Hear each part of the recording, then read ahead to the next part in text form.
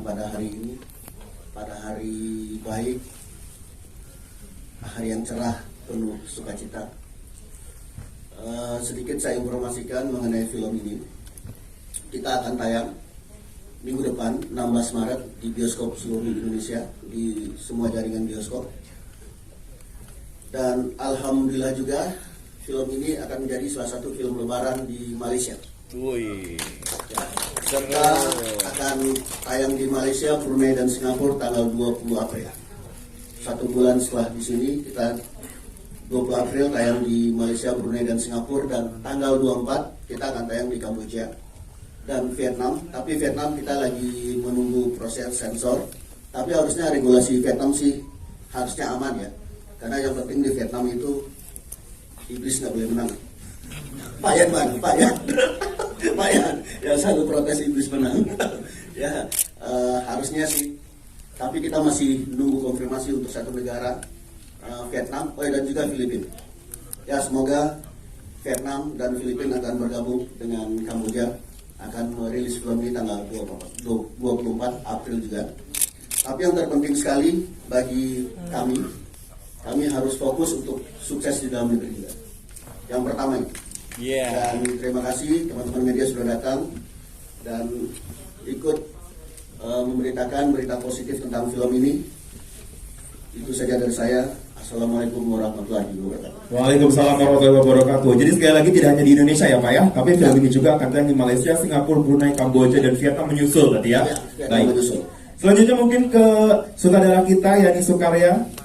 Silakan untuk menyapa teman-teman media dan diceritakan keseruan syuting, karena katanya syutingnya di Gunung Salak ya, silakan keseruannya. Assalamualaikum warahmatullahi wabarakatuh. Waalaikumsalam, Kak. Terima kasih semuanya untuk kedatangannya di sini hari ini. Untuk proses syutingnya sendiri sih di Gunung Salak, alhamdulillah semuanya lancar. Terus ini kan sebenarnya film pertama saya gitu, tapi semua kru, semua pemain, semua proses syuting alhamdulillah berjalan lancar, jadi semuanya dilancarkan dan semoga tadi kalian nonton juga mendapatkan kesan seremnya gitu, dan semoga nyampe rumah juga masih kebawa-bawa seremnya, jadi bisa cerita ke orang-orang gitu. Dan juga aku lihat juga tadi ada sempat ketawa-tawa juga, jadi semoga ini sangat menghibur, jadi nggak cuma serem tapi dapat lucunya juga. Oke. Kalau untuk ceritanya sendiri ini developnya berapa lama Mbak Yani? Apakah based on true story kah atau memang pure dari Mbak Yani dan juga tim? Kalau ceritanya ini di developnya udah lama oleh produser saya yang juga selaku penulisnya. Boleh dijelaskan? Sebenarnya sebelum saya syuting film Menjelang Maghrib, dari sebelum COVID ya, sebenarnya kita mau jalan film ini, tapi setelah itu gue lebih tertarik untuk menjalankan untuk running Menjelang Maghrib waktu itu, karena emang jujur aja Menjelang Maghrib sih film low budget ya, apalagi saat COVID. Nah, dan setelah itu mungkin Euro Production bertertarik untuk jalan ini. Itu aja sih pertimbangannya. Dan setelah Menjelang Maghrib, alhamdulillah cukup sukses di dalam negeri dan luar negeri kita menjalankan produksi ini. Tapi secara cerita mungkin ini lebih dulu dari film Menjelang Maghrib.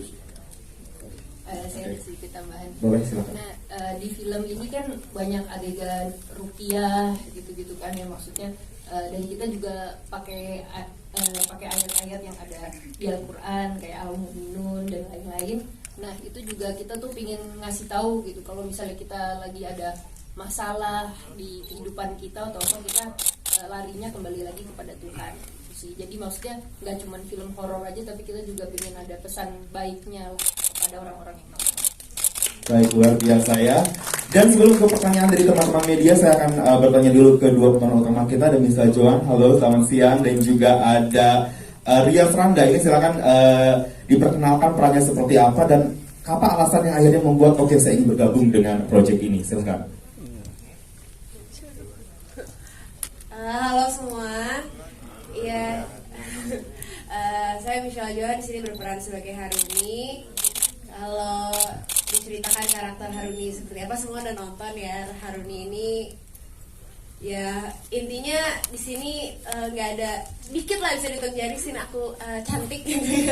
Sisanya adalah kalau nggak mengerang teriak-teriak gitu. Tapi justru itu yang bikin aku tertarik banget sama karakternya Haruni, karena belum pernah dapat peran perempuan kesurupan gitu. Dan setelah aku baca ceritanya juga pada dasarnya kenapa dia bisa sampai kesurupan dan bisa sampai melakukan pasang susuk segala macam, alasannya adalah karena dia punya hati yang baik, karena dia sebenarnya sayang sama adiknya, ingin membantu adiknya supaya bisa berobat, tapi ya caranya itu yang salah gitu. Jadi sebenarnya secara karakter aku suka banget sih sama karakternya Haruni gitu, dan merasa tertantang banget harus memerankan karakter yang baik, tapi ya itu pada akhirnya kesurupan dan harus memerankan si karakter yang kesurupan ini. Jadi sempat ngobrol juga banyak sama kayak ini sih sebelum syuting ya, kayak kita nonton exorcism segala macam, film-film zaman dulu tentang ya itu tentang perempuan yang kesurupan lah, yang berhubungan dengan iblis dan lain-lain gitu. Jadi explore karakternya kali ini seru banget, dan semoga bisa membuat kalian semua percaya gitu kalau emang si Haruni itu benar-benar peran kesurupannya itu benar-benar dapat gitu. Oke. Sampai serak gak sih itu tadi teriak apa ngeram mulu? Oh jangan sedih, setiap habis take sedian teh anget, karena suaraku pasti habis itu ya habis kayak gitu. Jadi ada beberapa scene yang actually malah dapat banget suara serak-seraknya, karena suaraku jujur itu udah hilang. Jadi sekarang serak beneran berarti ya itu ya? Serak beneran udah mau hilang gitu suaranya, jadi justru malah dapat banget gitu. Oke, terima kasih Mr. Juan. Silakan selanjutnya Ramda di belakang, yang mungkin teman-teman di sini wajah sudah tidak asing lagi di layar televisi ya. Silakan, ini merupakan debut filmnya dari Ramda. Silakan. Baik, assalamualaikum warahmatullahi wabarakatuh. Selamat sore semua rekan-rekan media. Terima kasih atas waktu yang telah diluangkan untuk bersama-sama hadir di acara peluncuran lah ya, premier ya. Belum premier ya dia. Preskon Ya, dulu.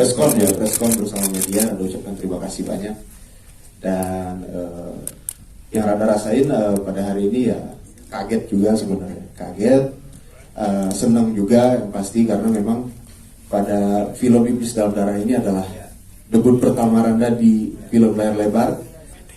Dan Randa bersyukur dan berterima kasih juga untuk Ibu Sutradara, ada Ibu Yani dan Pak Helvi juga, yang di dalam film ini benar-benar Randa dibimbing, dikasih kepercayaan, dikasih support, dikasih pemahaman bahwa bagaimana memerankan sebuah karakter dalam film layar lebar, dan juga cerita yang menurut Randa luar biasa membangkitkan sebenarnya Randa pribadi adalah orang yang punya empati tinggi. Dan di film ini juga ternyata kepake juga empati selama ini. Biasanya empati itu bikin Randa capek sih kadang-kadang. Lihat orang aduh kasihan, kadang orang juga gak kasihan sama Randa gitu kan. Tapi di film ini ternyata empati itu juga kepake gitu loh. Gimana seorang dokter Ahmad yang memang sebenarnya dia dokter umum ya, dokter umum.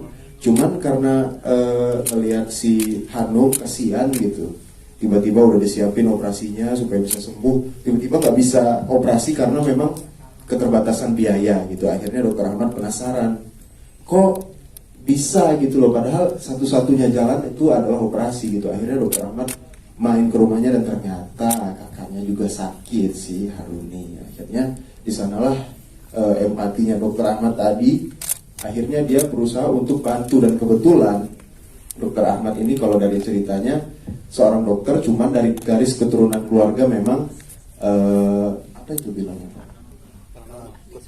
keturunan wali gitu loh, keturunan wali. Jadi memang punya keahlian khusus, keahlian lebih di bidang hal spiritual gitu. Akhirnya dia berusaha untuk bantu gitu, sampai dia ikut ke dalam masalah itu, sampai dia kalah, sampai dia itu kan diseret-seret di dalam gua, sampai di ditabrakin sama apa itu namanya itu yang di rumah sakit itu, kasur rumah sakit, sampai pokoknya ya kehidupan dia menderita lah, sampai mau bantu, dan ujung-ujungnya juga malah jatuh hati sama si Hanung ujung-ujungnya.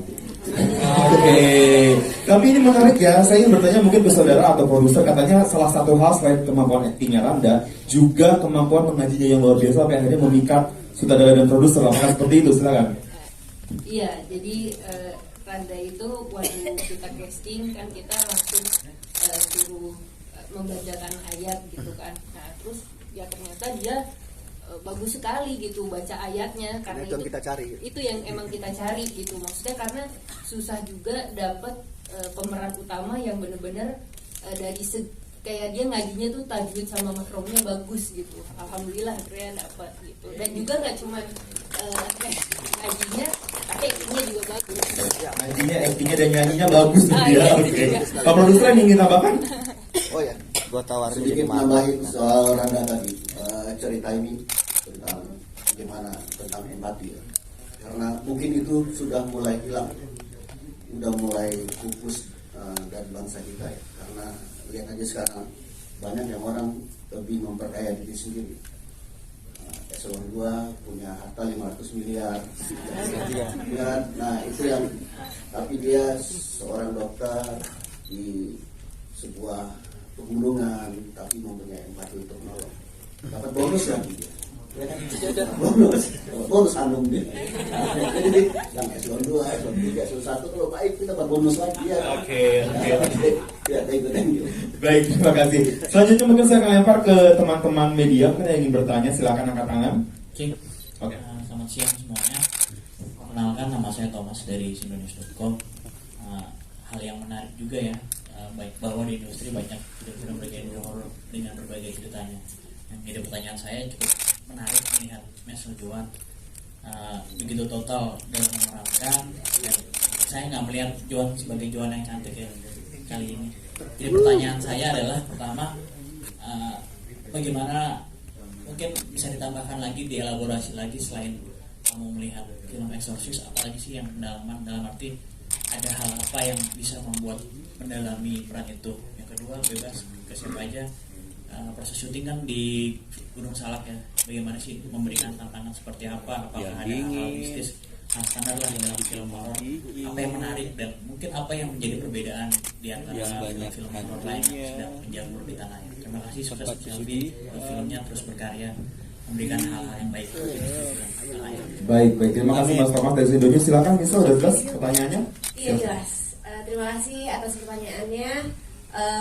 Untuk mendalami karakter Harun ini, selain yang tadi aku sempat ceritain sih, emang kayak sebelum syuting sekitar berapa minggu aku hampir tiap hari kayak nonton film horor, film-film, terutama film-film yang ya genrenya tuh termasuk yang horor yang lebih ke Exorcist, terus abis itu yang orang-orang yang dihantui kayak gitu. Jadi kayak untuk dapet feel-nya gimana rasanya, kayak dia kadang-kadang dia yang dihantui, kadang-kadang dia yang jadi hantunya gitu kan, karena udah masuk menyatu sama dirinya gitu, kalau dia setannya lagi ada di dalam dirinya dia gitu. Jadi aku untuk mendalami sih lebih ke banyak observasi sih, aku juga banyak baca artikel, karena banyak banget kan kayak Emily Rose gitu-gitu, segala macam artikel-artikel di luar tentang gimana ceritanya bisa ada kayak 7 iblis berbeda dalam satu tubuh, dia bisa ngomong berbagai macam bahasa, kayak lebih eksplorasi ke situ aja sih, dan banyak observ lewat artikel, lewat berita, lewat video-video juga. Sekarang kan banyak platform ya untuk kita bisa nonton banyak cerita-cerita tentang orang yang kesurupan gitu. Dan ya itu aja sih, aku sempat ngobrol juga sih sama ada emang teman aku yang bisa melihat gitu kayak gimana sih kayak gitu, tapi ya itu sebagai tambahan aja, tapi lebih ke eksplor lewat cerita dan lewat video dan juga lewat film-film yang sebelumnya udah ada sih kayak gitu.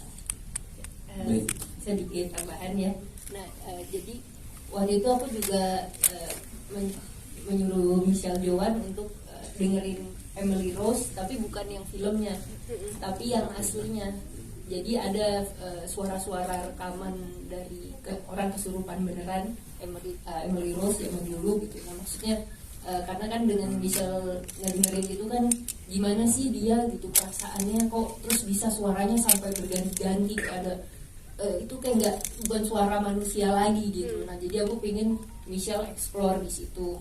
Terus juga pas kita proses syuting di Gunung Salak itu sendiri kan juga kayak auranya mistis, tempatnya mistis. Jadi kayak Michelle pas reading sama Michelle pas di lokasi dengan tempat yang udah serem itu, plus Randa yang ngerukiah gitu kan. Jadi langsung dapet banget gitu pas mereka barengan gitu keluar, jadi langsung auranya mereka masing-masing.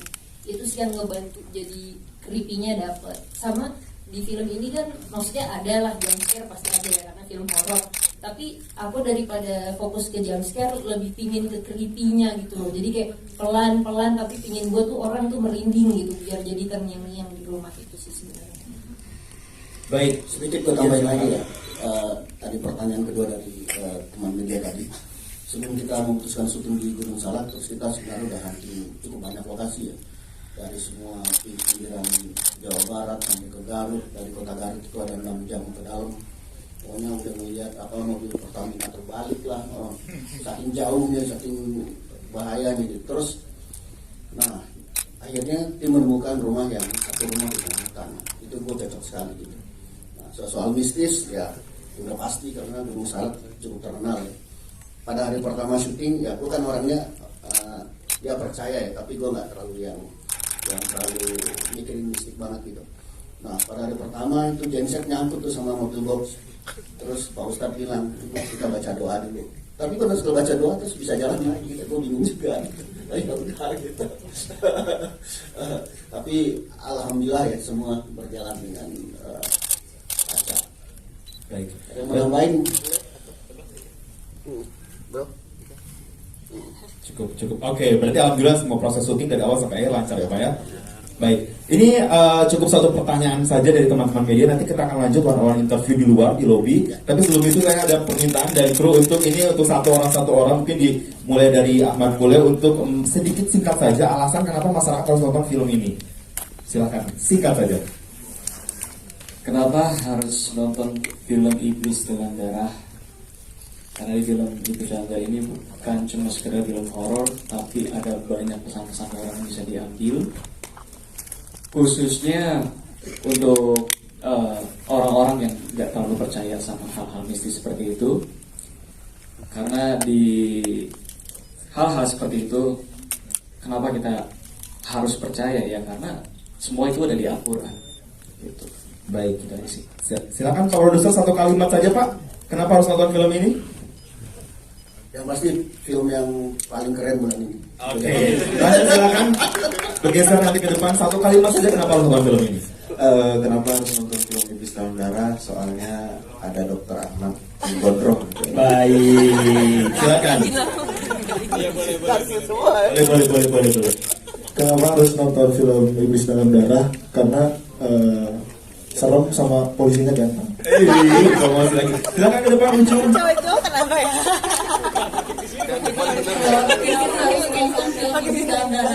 Karena pertama ini film perdana saya. Yang kedua karena muka saya nggak normal di situ. Mulai ini sekarang. Ya, silakan. Geser. Ya, saya sebagai ibu dari Harumi dan Hanum, yang mana seorang ibu menghadapi dua anak. Yang satu itulah tadi yang dia pakai susu sampai begitu parahnya sampai dia kemasukan iblis. Dan sungguh berat seorang ibu mengalami dua anak yang begitu sangat menyerukan. Dan adiknya Hanum juga hampir buta. Jadi ya, semoga di film ini saya yakin banyak penontonnya. Sukses. Silakan Kak Yan. Satu kalimat saja. Karena filmnya horor, menyeramkan, dan supaya rukiah masal di bioskop. Agak seru ya rukiah masal di bioskop. Bisa Joan satu kalimat silakan. Kenapa harus nonton Iblis Dalam Darah? Karena ini adalah kerja keras kita bersama yang kita harap bisa tidak menghibur ya, nakutin kalian, tapi bisa bikin kalian dapat pembelajaran tentang kehidupan lebih dalam lagi. Amin. Amin. Silakan selanjutnya. Harus nonton film Iblis Dalam Darah karena film Ini adalah film horor pertama aku juga, dan film ini bagus banget. Siapa lagi mikir nih? Harus sekali. Wah gitu. Satu kalimat. Kenapa harus nonton film Iblis Dalam Darah? Karena selain menyeramkan, film ini juga ada hikmah dari perjuangan seorang ibu dan apa lagi ya? Untuk orang-orang yang percaya hal gaib mungkin bisa lebih berhati-hati lagi. Ya, itu aja sih. Oke.